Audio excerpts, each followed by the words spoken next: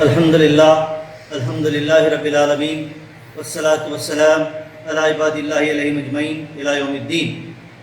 قال اللہ تعالیٰ فی القرآن المجید والفرقان الحمید اعوذ باللہ من الشیطان الرجیم بسم اللہ الرحمن الرحیم قل هو الذی انشأکم وجعل لکم السمع والابصار والافئدہ قلیلا ما تشکرون۔ صدق اللہ العلی العظیم و مولا الکریم۔ محترم حضرات، نوجوان ساتھیوں، ماؤں بہنوں، بیٹے اور بیٹیوں، السلام علیکم رحمۃ اللہ وبرکاتہ۔ آج کے اس ہفتے واری اجتماع میں میری گفتگو کا عنوان ہے انسانی وسائل کا مؤثر استعمال، اہمیت و تقاضے۔ عزیزان گرامی، ہم یہ جانتے ہیں کہ اللہ رب العزت نے اس دنیا میں ہمیں تمام انسانوں کو ایک مقصد خاص کے ساتھ پیدا کیا اور اس مقصد کو حاصل کرنے کے لیے انبیاء اکرام کے ذریعے رہنمائی فرمائی۔ ہمیں بتایا کہ تمہیں اس دنیا میں خلیفہ بنایا گیا ہے، تمہیں اس دنیا میں اللہ کے دین کو جاری و ساری کرنا ہے، اسے قائم کرنا ہے، اسے غالب کرنا ہے۔ تمام انبیاء کی بعثت کا مقصد یہی رہا ہے اور تمام انبیاء اسی مقصد کے ساتھ اس دنیا میں بھیجے گئے ہیں۔ پھر اللہ تعالیٰ نے انسان کو اس پوری کائنات میں اشرف المخلوقات کا درجہ دیا ہے، اسے بہترین ساخت پہ پیدا کیا گیا، اسے سننے کی، دیکھنے کی، بولنے کی صلاحیتیں عطا کی ہے، اسے عقل عطا کی ہے، اسے دل عطا کیا ہے، اسے احساسات و جذبات سے مزین کیا ہے اور اس کے دماغ میں بے پناہ قوت و صلاحیت عطا کی ہے اور اس کے استعمال سے اسے یہ خوبی عطا کی ہے کہ اس کائنات کو مسخر کر سکے، اس کائنات کو اپنے قبضے میں کر سکے۔ اور ساتھ ہی ساتھ یہ بتایا ہے کہ تم اس دنیا میں میرے دین کو قائم کرو اور اللہ کی حاکمیت اور اس کے کلمے کو بلند کرو۔ دنیا میں جتنے بھی پیغمبر بھیجے گئے، اللہ تعالیٰ نے انہیں خاص خوبی کے ساتھ پیدا کیا۔ جس طرح سارے انسانوں میں بے پناہ صلاحیتیں ہیں، ہم دیکھتے ہیں کہ انبیاء اکرام کی زندگیوں میں بھی ایک خاص خوبی، خاص صلاحیت ہم کو نظر آتی ہے۔ اگر ہم حضرت نوح علیہ السلام کی بات کریں تو اللہ تعالیٰ نے انہیں پانی پر عبور حاصل کرنے کی قوت عطا کی، کشتی بنانے کا ہنر انہوں نے سیکھا۔ ابراہیم علیہ السلام کو اس کائنات کے نشانیوں میں سے دلائل پیش کرنے اور اللہ کے سامنے اس کی وحدانیت کو قبول کرنے اور سارے انسانوں کے سامنے اس کی وحدانیت کو ثابت کرنے کے لیے آرگومنٹ کرنے کی اور دلائل پیش کرنے کی خوبی عطا کی۔ اس کے ساتھ ساتھ داؤد علیہ السلام کو دھاتوں پر اور لوہے پر عبور عطا کیا۔ یوسف علیہ السلام کو ہم دیکھتے ہیں کہ اللہ تعالیٰ نے انہیں خوابوں کی تعبیر کا ہنر دیا اور ساتھ ہی ملک کے انتظام و انصرام کی غیر معمولی خوبی ان کو عطا کی۔ اسی طرح اللہ کے رسول صلی اللہ علیہ وسلم کو بے پناہ صلاحیتوں کے ساتھ بھیجا، لیکن ایک اللہ کے رسول صلی اللہ علیہ وسلم کی جو بہترین خوبی تھی وہ فصاحت و بلاغت تھی، ان کی جامع کلمات تھی۔ آپ صلی اللہ علیہ وسلم نے فرمایا کہ مجھے جامع کلمات کے ساتھ بھیجا گیا۔ ایک اور جگہ آپ صلی اللہ علیہ وسلم فرماتے ہیں کہ میں عرب کا فصیح ترین شخص ہوں۔ وہ فصاحت و بلاغت و حکمت اللہ کے رسول صلی اللہ علیہ وسلم کو دی، جس کے ذریعے نہ صرف عرب بلکہ ساری دنیا میں اسلام کا غلبہ نصیب ہوا۔ پھر آپ کا یہ سفر ایک ایسے حالات میں شروع ہوا جہاں آپ دیکھتے ہیں کہ اللہ کے رسول صلی اللہ علیہ وسلم نے اپنی نبوت کا آغاز بے سر و سامانی کے عالم میں کیا۔ عرب کے اس قبائلی علاقے میں آپ کا ساتھ دینے والے چند نفوس آپ کے ساتھ آ گئے، جسے دنیا جو ہے ایک اجڑی ہوئی قوم اور بدو قوم کے نام سے جانتی تھی۔ وہاں انہیں فراست و متانت کے پیکر ملے، حضرت ابوبکر صدیق اور حضرت عمر جیسے دانشور ملے جو اللہ کے رسول صلی اللہ علیہ وسلم کا ہر وقت ساتھ دیا کرتے تھے اور اپنی حکمت اور اپنی مشاورت کے ذریعے تحریک اسلامی کو زبردست فائدہ انہوں نے پہنچایا۔ اس کے ساتھ اسی جگہ آپ کو ایسے ساتھی ملے جنہوں نے قرآن کی تفسیریں بیان کی، قرآن کے مفسرین کہرائے، جس میں عبداللہ بن مسعود اور عبداللہ بن عباس رضی اللہ تعالیٰ عنہ کا خاص اور نمایاں رول ہے۔ اس کے ساتھ حضرت علی جیسے شجاعت و بہادری رکھنے والے صحابہ آپ کے ساتھ ملے جو نہ صرف بہادری میں بے مثال تھے بلکہ فقہ اور شریعت کے ماہر بھی مانے جاتے تھے۔ حضرت مصعب بن عمیر غیر معمولی پبلک ریلیشن اور کمیونیکیشن اسکل کے حامی تھے۔ پھر ان تمام صلاحیتوں کے ذریعے سفر چل پڑا۔ آپ دیکھیے کہ ان صحابہ نے اللہ کے رسول صلی اللہ علیہ وسلم کے کہنے پر اسلام کی سربلندی کے لیے مختلف ملکوں کا سفر کیا، وہاں کی زبانیں سیکھی، وہاں کی تہذیب سیکھی، سائنس ٹیکنالوجی سیکھی، ملک کا انتظام سیکھا، ادب، سائنس، آرٹ میں غیر معمولی کوششیں اور کاوشیں کی، دنیا کا حسن انتظام انہوں نے سیکھا۔ پھر آپ دیکھیے کہ یہی تحریک اسلامی کا قافلہ جب آگے بڑھتا گیا تو ہم دیکھتے ہیں کہ امام شافعی ہیں، ابو حنیفہ ہیں، ابن تیمیہ ہیں، غزالی ہیں، شاہ ولی اللہ ہیں۔ اسی طرح میدان جنگ کے غازی ہیں، خالد بن ولید ہیں، محمد بن قاسم ہیں، طارق بن زیاد ہیں، پھر ابو علی سینا ہیں، ابن خلدون ہیں۔ اس کے ساتھ ساتھ اس صدی میں آ جائیے تو شاہ ولی اللہ دہلوی، قطب شہید، فرزاوی، مولانا مودودی، مولانا آزاد، علامہ اقبال اور علی میاں ندوی اور مولانا تھانوی رحمۃ اللہ علیہ جیسے بے مثال اسلام کے خدمتگار دنیا نے پیدا کیے، جو ان تمام انسانوں کی کہکشاں نے اس پوری دنیا کی تاریکی کو اور اس کی ظلمت کو مٹایا۔ انہوں نے ادب میں، سائنس میں، آرٹس میں، کلچر میں، ملک کے انتظام میں، حکومت کے نظم و نسق میں، انصاف اور قانون میں بے پناہ اور بہت نمایاں اور بے مثال خدمات انجام دی۔ یہ جو درخشاں تاریخ کا باب ہے یوں ہی رقم نہیں ہوا، بلکہ یہ لوگوں نے اپنی زندگی کا ایک ایک حصہ اسلام کی سربلندی کے لیے لگایا، ایک ایک خوبی، ایک ایک صلاحیت کو پروان چڑھایا، اپنے نفس کا تزکیہ کیا، اپنی تربیت کی، اپنی صلاحیتوں کو فروغ دیا۔ جہاں گئے وہاں کی زبانیں سیکھی، وہاں کا ادب سیکھا، وہاں کا فلسفہ سیکھا، وہاں کی زبان میں بات کرنا سیکھا اور وہاں کے نیریٹو میں اپنی بیانی کو پیش کیا۔ تو آپ دیکھیے کہ یہ منزل، یہ درخشاں نہ بغداد کی لائبریریاں بس یوں ہی رقم نہیں ہوئی، دنیا میں یہ اسلام کا بول بالا بس یوں ہی نہیں ہوا، بلکہ لوگوں کی بے پناہ قربانیاں اس کے پیچھے تھی۔ پھر ہم دیکھتے ہیں کہ یہاں پر اللہ کے رسول صلی اللہ علیہ وسلم نے جس مشن کو لے کر اس پوری تحریک کو برپا کیا تھا، ان کے ساتھیوں نے اس سفر کو آگے بڑھایا۔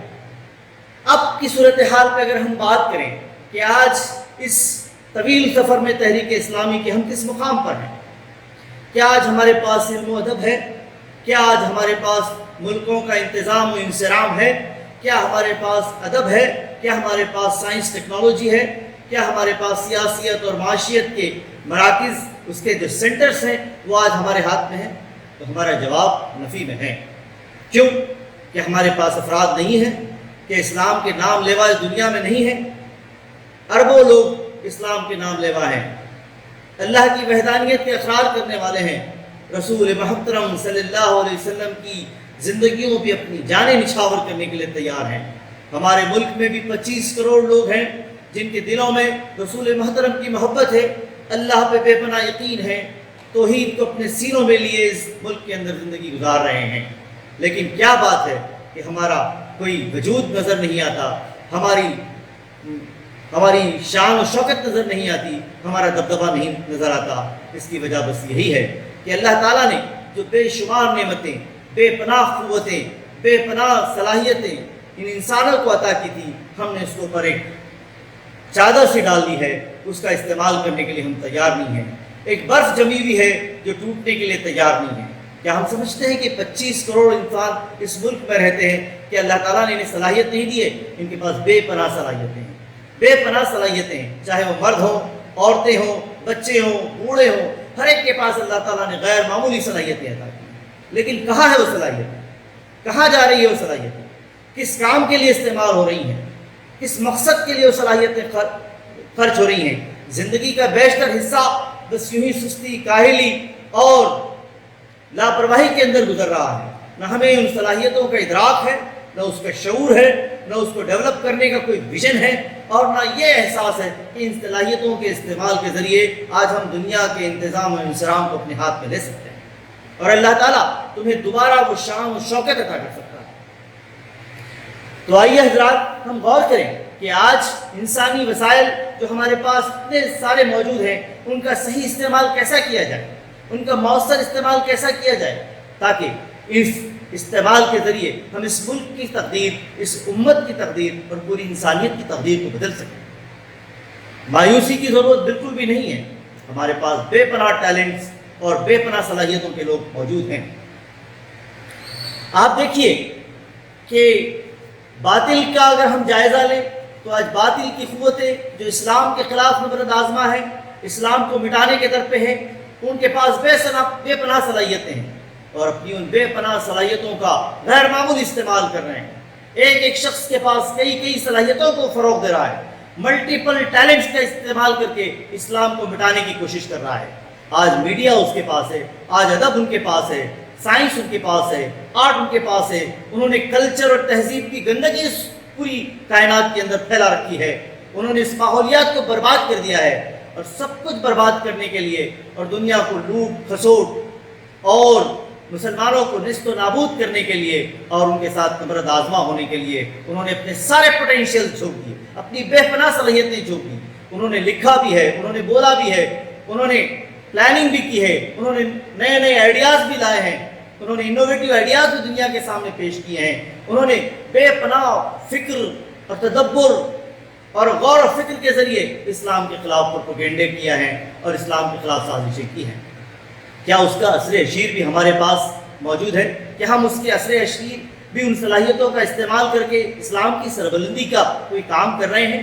ایک جائزے کا وقت ہے، کیونکہ ہر انسان، دنیا کا ہر انسان قیمتی انسان ہے، اس کے پاس اللہ تعالیٰ نے بے شمار نعمتوں کے ساتھ اس کو پیدا کیا۔ اللہ کے رسول صلی اللہ علیہ وسلم نے کہا کہ تم لوگوں کو سونے چاندی کی کانوں کی طرح پاؤ گے۔ سونے چاندی کی کان کہا گیا ہے۔ عہد جاہلیت میں کسی کے اندر کوئی خوبی رہی ہے تو اسلام قبول کرنے کے بعد بھی باقی رہے گی۔ جو لوگ جاہلیت میں بہتر تھے وہ اسلام قبول کرنے کے بعد بھی اسلام میں بہتر کارکردگی انجام دیں گے۔ تو دیکھیے کہ دنیا کے ہر انسان ہمارے لیے ایک وسیلہ ہے، ہمارے لیے ایک ذریعہ ہے۔ ہم اسے کوئی کارپوریٹ پروڈکٹ کے طور پہ سمجھنے کی کوشش نہیں کر رہے۔ ہم انسانوں کا استعمال کر کے، اس کا استحصال کر کے ہم اپنی پونجی اور اپنا پیٹ بھرنے کی بات نہیں کر رہے ہیں، بلکہ ان اسلام کی، ان انسانوں کی ان صلاحیتوں کو ہم ایسا استعمال کرنا چاہتے ہیں کہ اس کے ذریعے دنیا میں امن نافذ ہو جائے، نظام الہی نافذ ہو جائے، ہر طرف انصاف کا بول بالا ہو۔ یہ ہمارا مقصد ہے۔ اب دیکھیے، یہ امت کی ان صلاحیتوں کے باوجود یہ فطری بات ہے کہ ہر انسان اپنی فطرت پہ پیدا ہوتا ہے، لیکن اس کا بہتر استعمال اس کو راہ راست پر لاتا ہے۔ جیسے اللہ کے رسول صلی اللہ علیہ وسلم نے فرمایا کہ ہر بچہ ایک فطرت پر پیدا ہوتا ہے، بعد میں اس کے ماں باپ اسے یہودی، نصرانی یا مجوسی بنا دیتے ہیں۔ تو عزیز ساتھیوں، دوبارہ شان و شوکت کی آرزو کسے نہیں؟ اگر نہیں ہے تو آپ کا ایمان کمزور ہے۔ اگر آپ کے پاس یہ مقصد واضح نہیں ہے، ہدف واضح نہیں ہے، آپ مقصد کی گمراہی کے شکار ہیں کہ ہم اس دنیا میں کیا کرنے والے ہیں۔ ہم اس دنیا میں، ہمارا یہ مقصد ہے کہ ہم اس دین کو اس پوری دنیا کے اندر قائم کرنا چاہتے ہیں۔ یہ ہمارا مقصد عزیز ہے، یہ بالکل صاف شفاف آئینے کی طرح ہمارے سامنے روشن ہونا چاہیے۔ اگر یہ جب مقصد واضح ہو جائے گا تو اس کے حصول کی تمنا، اس کی آرزو ہمارے دلوں کے اندر پیدا ہوگی۔ پھر انسان سوچے گا کہ اس مقصد کے حصول کی جب آرزو اس کے اندر پیدا ہوگی تو یہ سوچے گا کہ اس کے لیے درکار صلاحیتیں کیا ہیں، اس کو کیا کرنا پڑے گا، اسے کیا قربانیاں دینی پڑے گی، کون سی خوبیاں پروان چڑھانی پڑے گی۔ تب اس کی وہ کوشش کرے گا، اور اس کی شعوری کوشش کرنے کا نام ہی صلاحیتوں کا ارتقاء ہے۔ آج باطل قوتیں ہیومن ریسورس پہ کروڑوں روپے خرچ کر رہی ہیں. سرمایہ دار لوگ انہی انسانوں کا استعمال کر کے، ان کی صلاحیتوں کا، ان کے ٹیلنٹس کا استعمال کر کے اپنے خزانے بھر رہے ہیں اور لوگوں پہ ظلم و ستم کر رہے ہیں اور ساری دنیا کے اندر بدامنی پھیلائے ہوئے ہیں. اور یہ ہے کہ ہماری یہ کانیں جو سونے اور چاندی کی کانیں ہیں، آج باطل کے نرغے میں ہیں. وہ اسے جیسے چاہے استعمال کر رہا ہے اور دنیا کے اندر فساد برپا کر رہا ہے. آئیے ہم اس بات کا جائزہ لیں، کیا ہمارے کرنے کے کام ہیں، ہم کیا کر سکتے ہیں اور کیا کرنا چاہیے. آج ہم اس گفتگو میں یہ بات کریں گے کہ ہمارے پاس اس ملک کے اندر انسانوں کی ایک بڑی تعداد بچتی ہے. ہم 125 کروڑ سے زیادہ لوگ اس میں بستے ہیں اور اس میں تقریباً 25 کروڑ مسلمان بستے ہیں جو اہل ایمان ہیں. کیا ان کے پاس صلاحیتیں نہیں ہیں؟ کیا ہم اس ملک کے عزیز کو بہتر نہیں بنا سکتے؟ کیا یہاں کے ماحول کو بہتر نہیں بنا سکتے؟ کیا ہم اسلام کی دعوت کے ذریعے اس ملک کو امن و آشتی کا گہوارہ نہیں بنا سکتے؟ اسلام کی حقانیت کی ہم اس کو واضح نہیں کر سکتے؟ تو آئیے غور کریں کہ ہمیں کیا کرنا چاہیے. تو عزیزان گرامی، کچھ مرحلہ وار کام ہم کو کرنے پڑیں گے، جس میں پہلا کام یہ ہے کہ ہر فرد اپنی صلاحیت کی جانچ کرے. ہر فرد اپنے آپ کو دیکھے کہ اللہ تعالیٰ نے اسے کیا صلاحیتیں دی. کسی کے پاس آپ دیکھیے تحریر کی صلاحیت ملے گی، کسی کے پاس تقریر کی صلاحیت ملے گی، کوئی بہتر انتظام کی صلاحیت رکھ سکتا ہے، کوئی میڈیا میں کام کرنے کی غیر معمولی خوبی رکھ سکتا ہے، کوئی آواز کا ہنرمند ہے، کسی کی آرٹ میں دلچسپی ہے، کوئی ادب کا شیدائی ہے، کوئی شاعری کا ذوق رکھتا ہے، کسی کو تاریخ میں دلچسپی ہے، کسی کو فلسفے میں دلچسپی ہے، کہیں فیشن کی دلچسپی ہے، سائنس اور تحقیق کا دل دادا ہے. ایسی بہت ساری صلاحیتیں ہمارے اندر چھپی ہوئی ہیں. ایک کاغذ اور پین لے کر بیٹھیے، اپنا جائزہ لیجئے کہ میرے اندر کون سے پوٹینشیلز ہے، اس کو نوٹ ڈاؤن کیجئے. آپ دیکھیں گے کہ آپ کے اندر ایک خوبی نہیں ہے بلکہ ملٹیپل ٹیلنٹس آپ کے اندر ملیں گے، کئی ٹیلنٹس آپ کے اندر ملیں گے. بیک وقت آپ لکھ بھی سکتے ہیں، بیک وقت آپ تقریر بھی کر سکتے ہیں، کبھی آپ انتظام بھی کر سکتے ہیں، کہیں آپ ادیب بھی ہو سکتے ہیں، شاعر بھی ہو سکتے ہیں اور آپ سائنسداں بھی ہو سکتے ہیں. ان صلاحیتوں کا جاننا ضروری ہے. یہ اللہ کی دی ہوئی زندگی جو بہت مختصر زندگی ہے، یہ عمل سے عبارت ہونی چاہیے، کیونکہ ایمان کا نام، ایمان کے بعد جو سب سے پہلا کام ہے وہ عمل صالح ہے، اور اپنی صلاحیتوں کا ارتقاء ہی دراصل عمل صالح ہے. تو ہمارے پہلا کام جو مرحلہ وار ہم کرنا چاہتے ہیں وہ یہ ہے کہ ہر فرد اپنی صلاحیت کی جانچ کرے، اس کو نوٹ ڈاؤن کرے اور اس کے بعد سوچے کہ ان صلاحیتوں کا ارتقاء اور فروغ کیسے کیا جا سکتا ہے. دوسرا مرحلہ، جب اسے یہ ادراک ہو جائے کہ اس کے پاس کچھ صلاحیتیں ہیں، کچھ خوبیاں ہیں، تو اس کو فروغ کی سنجیدہ کوشش کس طرح کی جانی چاہیے. اس کے لیے بہت سے طریقے دنیا نے رائج کر دیے ہیں. انسانی صلاحیتوں کے ارتقاء کے لیے آج دنیا نے بہت سارے طریقے، کورسز، ویڈیوز، لیکچرز، کتابیں، بے شمار چیزیں دنیا میں موجود ہیں. اگر آپ چاہیں تو ان سے فائدہ اٹھا سکتے ہیں. اس کے لیے آپ کو ماہرین سے ربط کرنا پڑے گا، مختلف کورسز جوائن کرنے پڑیں گے، وقت اور منصوبہ بندی کرنی پڑے گی، وقت فارغ کرنا پڑے گا، اس کے لیے منصوبہ بندی بنانی پڑے گی، پریکٹس کرنا پڑے گا، مہارت کرنا پڑے گا. فرض کریے کہ آپ کے پاس لکھنے کی صلاحیت ہے تو آپ روزانہ لکھیے.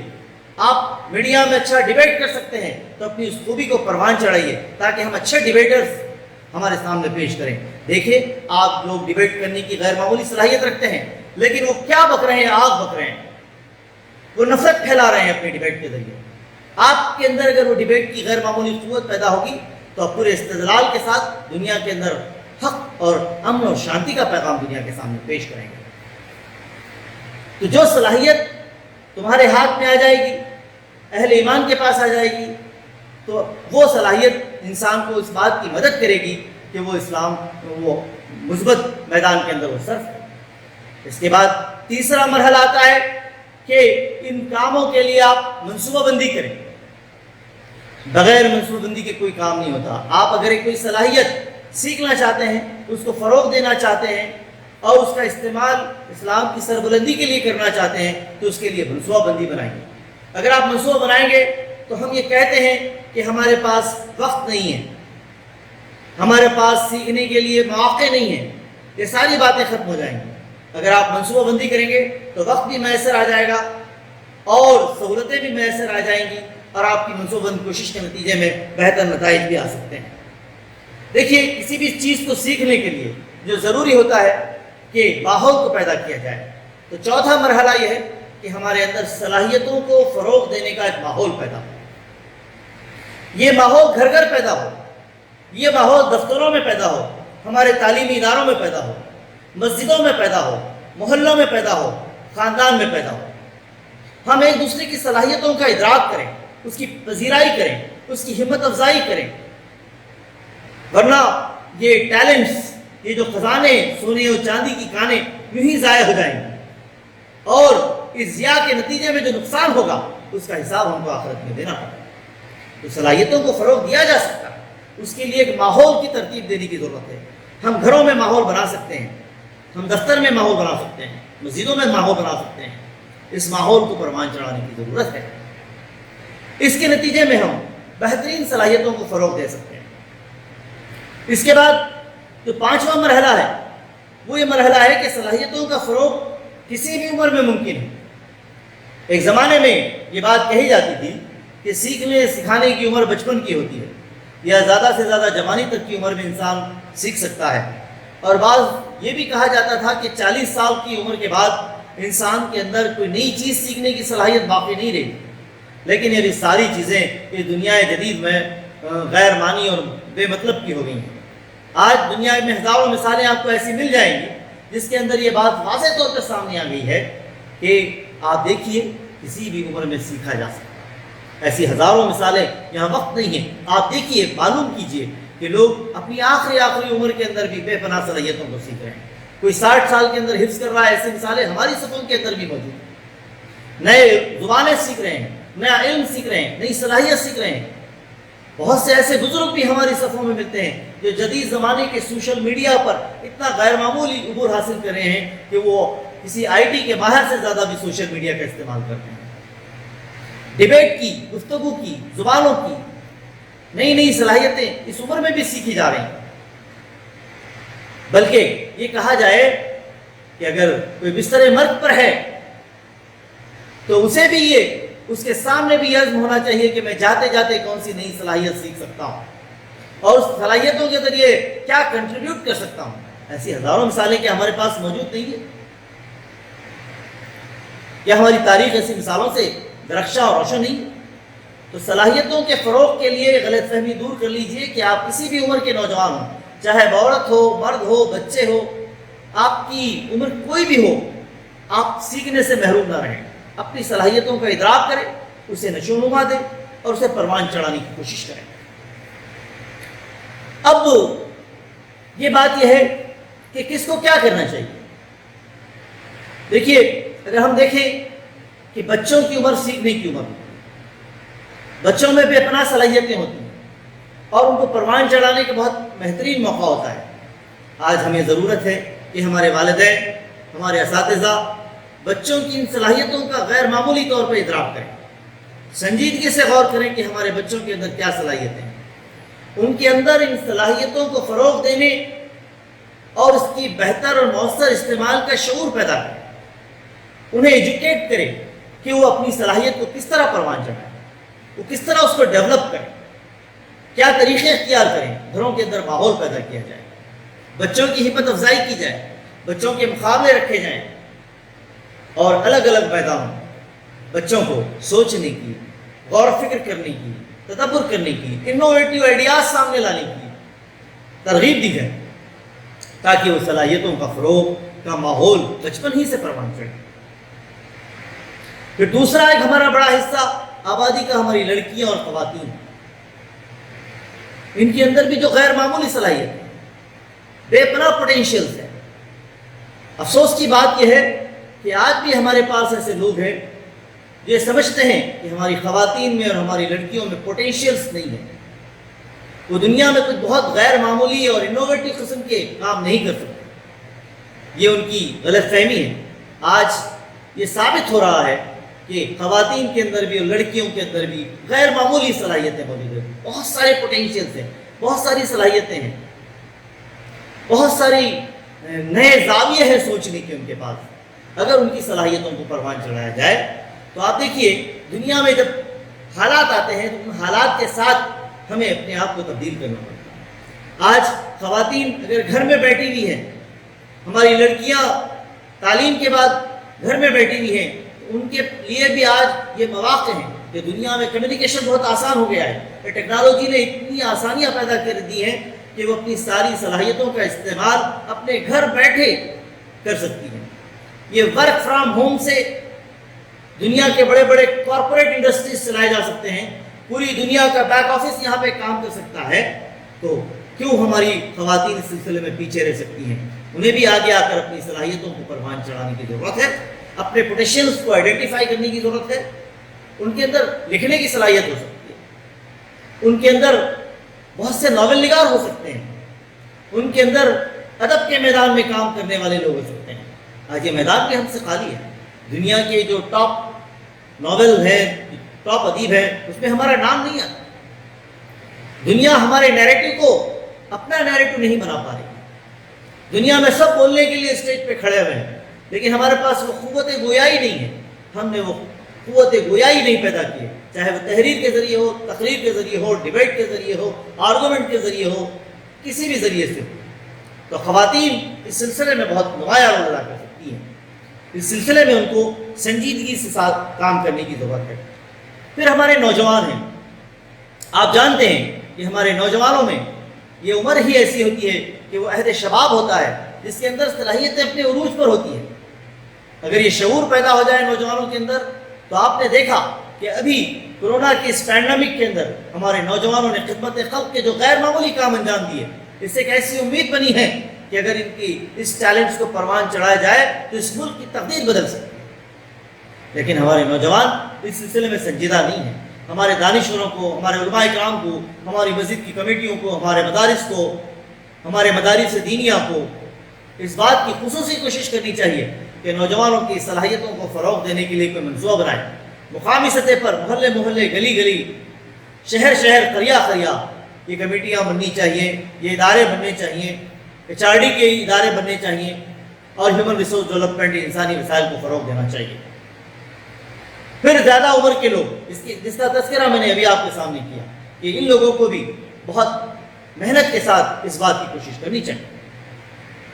عزیزان گرامی، یہ وسائل، یہ انسان، جو اتنے بڑے انسان ہیں، اتنی بڑی تعداد میں انسان ہیں، جو قیامت کے روز میدان حشر میں اللہ کے سامنے کھڑے ہوں گے، اور اللہ تعالیٰ پوچھے گا کہ 25 کروڑ کی آبادی اس ملک کے اندر تھی، بچے تھے، بوڑھے تھے، عورتیں تھیں، سب لوگ تھے، بے پناہ صلاحیتوں کے مالک تھے.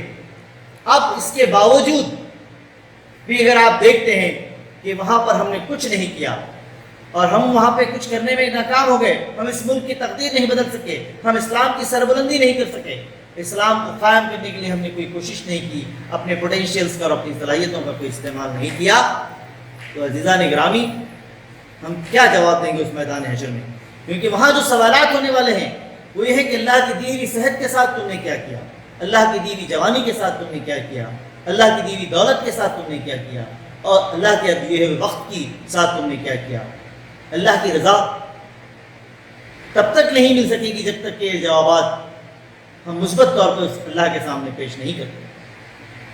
اگر امت مسلمہ آئندہ آنے والے 25 سالوں کے حالات کا جائزہ لے اور یہ طے کرے کہ آئندہ 25 سالوں میں کن صلاحیتوں کی ضرورت ہے، کیسے لوگوں کی ضرورت ہے، کس طرح ایک ویژن کے ساتھ اس پوری قوم کو تیار کیا جائے، ان کی صلاحیتوں کو، ان کی خوبیوں کو، ان کی مہارتوں کو نکھارا جائے، اس کی غیر معمولی منصوبہ بندی، جیسے ایک ایک پائی کا، ایک ایک مال کا حساب ہم رکھتے ہیں، جیسے ایک ایک پیسے کو حفاظت سے رکھتے ہیں، تو ہمارے انسانوں کی ایک ایک صلاحیت بھی اللہ تعالیٰ کی بہترین نعمت ہے، جس کا ادراک، اس کا شعور، اس کا تزکیہ، اس کی ترقی، اس کا فروغ ہم پر فرض ہے، اور یہ ایسا فرض ہے کہ جس سے روگردانی ہمارے لیے نقصان کا باعث ہو سکتی ہے. تو جماعت اسلامی نے بھی اس سلسلے میں ایک شعبے کے طور پہ، ہیومن ریسورس ڈیولپمنٹ کے طور کہ HRD کے شعبے کے طور پر کام کر رہی ہے. ساری امت کے نوجوانوں سے، بوڑھوں سے، عورتوں سے سب سے میری یہ گزارش ہے کہ جماعت اسلامی کے اس منصوبے کو سمجھنے کی کوشش کریے، اس میں اپنا تعاون پیش کریے، اپنی صلاحیتوں کو اس کاز کے لیے، اس مقصد کے لیے لگائیے، تاکہ ہم اس ملک کے اندر اسلام کی بات کو پہنچا سکیں، اس ملک کے انسانوں کو تباہی و بربادی سے بچا سکیں، جہاں امن و امان قائم کر سکیں. آپ سے گزارش ہے کہ آپ جب ذمہ داری کو سمجھیں گے تو یقیناً ہمارے اندر کے ایسے باصلاحیت افراد جب سامنے آئیں گے تو اللہ تعالیٰ کیا کرے گا؟ اللہ تعالیٰ کی سنت ہے کہ جب تمہارے اندر باصلاحیت افراد تیار ہو جائیں گے، اتنے کیپیبل انسان پیدا ہو جائیں گے اور اتنی بے پناہ صلاحیتیں ان کے اندر پروان چڑھ جائیں گی اور ہر میدان کے ماہرین آ جائیں گے، تو ہر میدان کے اندر ہمارا پینیٹریشن ہوگا اور اللہ تعالیٰ تمہیں دنیا کا اقتدار بخشے گا، تمہارا دنیا کی حکومت کا انتظام و انصرام تمہارے پاس دے گا، تم دنیا کے لیڈر کہلاؤ گے۔ تو مایوس ہونے کی ضرورت نہیں ہے۔ یقیناً ہم ایسا سمجھتے ہیں کہ ہم ایک کمزور قوم ہے، ہم ایک صحرا میں جی رہے ہیں، لیکن ہم درخشاں خواب دیکھنے والی قوم ہے۔ جب یوسف علیہ السلام کو اللہ تعالیٰ اندھیرے کنویں سے حکومت کی باغ ڈور سنبھالنے تک کا سفر طے کروا سکتا ہے تو اس امت کا بھی وہی خواب ہونا چاہیے۔ اب گھبرانے کی ضرورت نہیں ہے، امید اور حوصلے کے ساتھ اپنی صلاحیتوں کو پروان چڑھانا چاہیے۔ اسی لیے چاہے دنیا میں باطل کتنا ہی چمکدار کیوں نہ ہو، اس کے پاس کتنی ہی صلاحیتیں کیوں نہ آ گئی ہوں، اگر ہم کوشش کریں تو ان صلاحیتوں کو حاصل کر سکتے ہیں۔ اسی لیے کہا گیا ہے کہ یہ مہر تاباں سے کوئی کہہ دے، یہ مہر تاباں سے کوئی کہہ دے، اپنی کرنوں کو گن کے رکھ لے، میں اپنے صحرا کے ذرے ذرے کو خود چمکنا سکھا رہا ہوں۔ وآخر دعوانا ان الحمد للہ رب العالمین۔